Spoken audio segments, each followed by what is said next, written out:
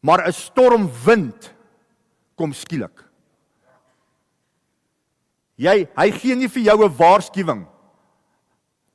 Is nie 'n briesie en dan 'n bietjie sterker. As hy begin waai hy. En dis wat met hierdie manne gebeur het. Op 'n oomblik is alles oukei. En die volgende oomblik, toe daar 7 soorte hel wat op hierdie see losgebreek het rondom hierdie manne. Ek het in die week met iemand gepraat, ek en meisie. Hulle het verhuis Kaap toe.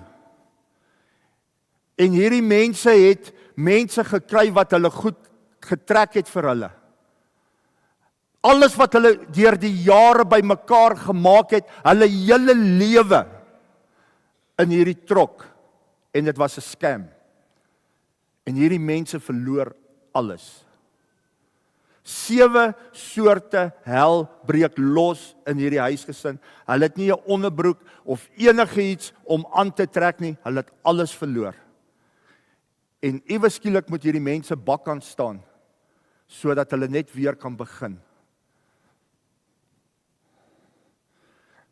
In een oggend kom die hele familie bymekaar en almal sit rondom 'n ontbyttafel, 'n hele familie, maar vanaand is daar een sitplek oop.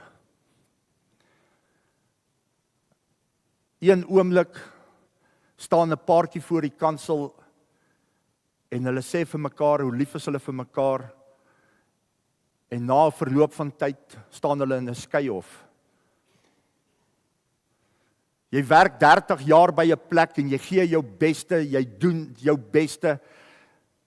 Hulle gee vir jou bonusse en alles, maar eendag gee hulle vir jou 'n koevertjie en sê, hulle het jou nie meer nodig nie.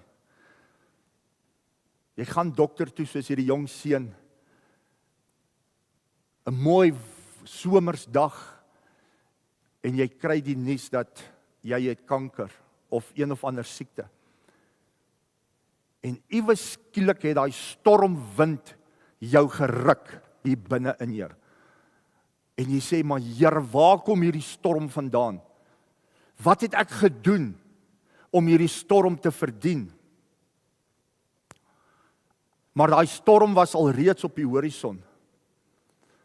Want Jesus is al reeds besig met jou van dag 1 af. En baie van ons is onvoorbereid